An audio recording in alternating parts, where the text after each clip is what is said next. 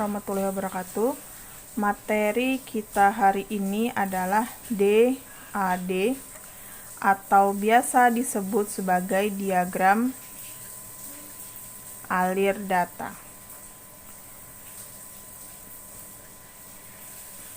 Atau ada juga yang menyebut sebagai DFD atau biasa disebut sebagai data flow diagram.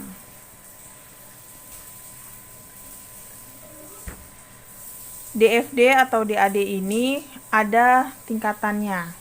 Biasanya dipakai DFD atau DAD ini untuk menganalisa sebuah sistem, menganalisa atau merancang sebuah sistem. Dan DAD sama DFD ini sifatnya terstruktur.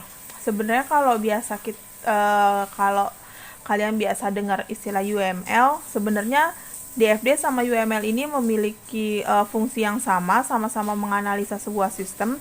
Bedanya kalau UML itu sifatnya adalah object oriented, kalau DAD sama DFD ini sifatnya terstruktur. Jadi dia itu harus sesuai dengan tingkatannya. Apa aja tingkatannya DFD? Struktur tingkatannya yang pertama adalah namanya diagram konteks. Diagram konteks ini adalah diagram yang dia sifatnya itu umum. Jadi menggambarkan sebuah sistem yang sifatnya umum secara general gitu ya. Secara garis besarnya digambarkan melalui diagram konteks. Kemudian ada setelah kita membuat diagram konteks, tahapan berikutnya adalah namanya diagram nol. Diagram nol ini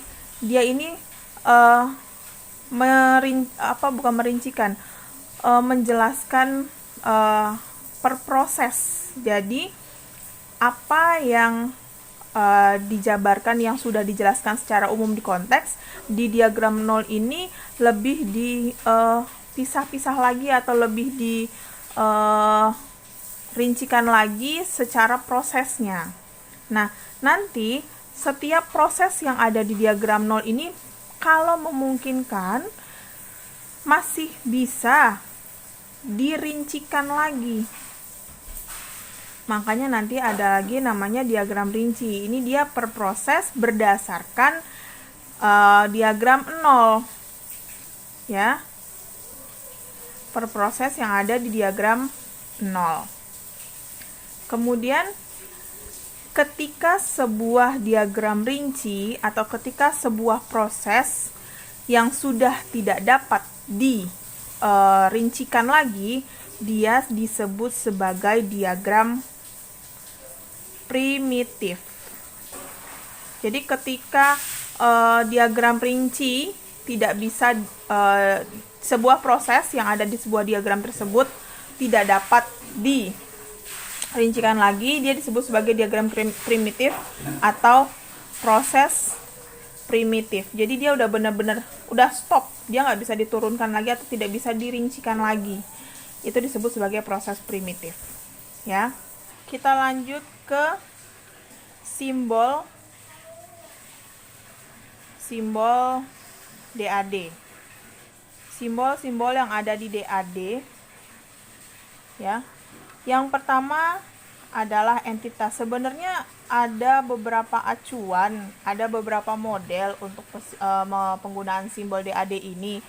Cuman yang saya langsung bahas aja yang sering digunakan di kampus kita ya, yang sering digunakan di kampus kita di Unindra ketika lagi baik itu tugas akhir maupun KKP ataupun tugas-tugas lain. Jadi pada umumnya seperti ini. Entitas itu disimbolkan sebagai tanda persegi panjang. Ingat, hati-hati ketika menggambar persegi panjangnya ya. Jangan dibuat round rack. Round rack itu yang kayak gini nih. Jangan dibuat seperti ini. Yang melengkung, ujung-ujungnya ini melengkung gini ya. Nah, ini hati-hati. Ini salah ya. Ini nggak boleh. Yang ujungnya melengkung gini nggak boleh. Jadi yang benar-benar rectangle gitu ya. Kotak. Benar-benar kotak gitu ya. Ini gambar entitas. Entitas itu apa? Entitas itu biasanya sifatnya subjek. Jadi pelakunya, orangnya, pelaku sistemnya, entitas tuh. Jadi yang mengerjakan si sistemnya itu biasanya perorangan, bisa itu orang, bisa itu bagan, misalnya bagian administrasi atau staf pergudangan atau staf keuangan. Nah, itu disebut sebagai subjeknya, pelaku sistemnya. Kemudian ada lagi simbol yang namanya proses. Nah, ini simbol proses itu bentuknya lingkaran. Hati-hati, bikinnya itu lingkaran ya. Ingat ya, lingkaran. Kadang ada yang bikin elips. Ini nggak boleh. Ya, ada yang bikinnya sama, ada yang bikinnya misalnya kayak gini nih, round rack begini juga nggak boleh.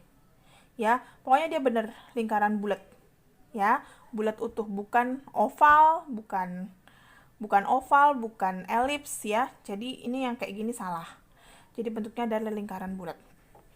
Proses ini biasanya dia adalah ya menjelaskan ini prosesnya apa aja. Misalnya proses laporan, proses input data, cetak data, kemudian simpan. Nah, itu namanya proses ya, yang dikerjakan ya, yang dilakukan apa. Kemudian ada lagi arus data. Nah, ketika arus data itu gambarnya adalah ini, tanda panah. Tanda panah biasanya di sini nama datanya. Ingat ya, nama data. Jadi kalau misalnya datanya apa nih? Data misalnya formulir pendaftaran, atau misalnya data barang ya, tulis aja di sini. Misalnya saya gambarin ada data barang. Nah, penamaan ini saya hanya contoh. Ada yang boleh pakai spasi begini, boleh. Mau namanya digabung semua boleh. Mau pakai underscore boleh. Dia tidak ada urusannya sama case sensitif atau tidak ada urusannya dengan spasi. Jadi untuk penamaan ini bebas, dan biasanya kalau di namanya juga data ya. Data itu adalah bukan tingkah laku. Kalau tingkah laku itu biasanya diproses. Itu namanya tingkah laku, kalimatnya, kata-katanya.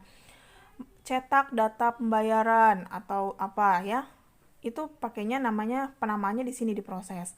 Tapi kalau misalnya arus data itu biasanya sifatnya adalah kata benda ya, atau sesuatu yang bukan dikerjakan gitu ya. Tapi apa yang dikerjakan itu apa gitu. Misalnya data barang atau formulir pendaftaran atau pembayaran gitu ya. Nah, itu pokoknya sifatnya itu, atau misalnya kwitansi, bukan pembayaran. Kalau pembayaran diproses, kwitansi kan itu ya, itu seperti itu. Nah, arus data itu ada dua macam, ada arus data masuk dan arus data keluar. Yang ngebedain apa? Yang ngebedain adalah ketika tanda panahnya itu keluar dari proses, ini namanya output. Jadi sebuah arus data nih ada tanda panahnya, jadi gini. Ini kalau arus datanya itu kalau arus datanya itu tanda panahnya, ini salah ya. Ini tanda panahnya masuk ke dalam sebuah proses, itu disebut sebagai input. Kalau arus datanya keluar dari proses, maka dia disebut sebagai output ya. Kemudian ada lagi yang terakhir adalah simbolnya ini. Ini simbol dari database. Jadi kalau sistem kalian menggunakan database, maka menggunakan tanda garis 2 ini. Ya, di sini nama datanya misalnya data barang. Ini disesuaikan dengan bisa database-nya, nama database-nya, atau nama tabelnya. Boleh ya. Jadi kalau misalnya Bu, database-nya satu doang, namanya data barang doang, tapi di dalamnya ada macam-macam tabel gitu. Itu boleh. Tapi biasanya kita lebih efektif menggunakan nama tabelnya yang dimasukin ke sini sebagai simpanannya gitu ya. Jadi ini sebenarnya simbol untuk storage ya, bukan database, sorry. Bukan database, storage. Jadi bisa berupa satu database atau tabel. Jadi bisa penamaan satu database ya, satu nama database-nya, DB-nya, atau nama tabelnya. Tapi lebih efektif adalah tabel, karena kalau misalnya tabel ketika kita lakukan diagram rinci atau diagram nol itu lebih mudah.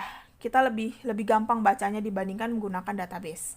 Lebih enak menggunakan di sini tuh namanya adalah penamaan tabel, bukan penamaan database. Oke, sampai sini untuk simbol DAD. Ada yang mau ditanyakan?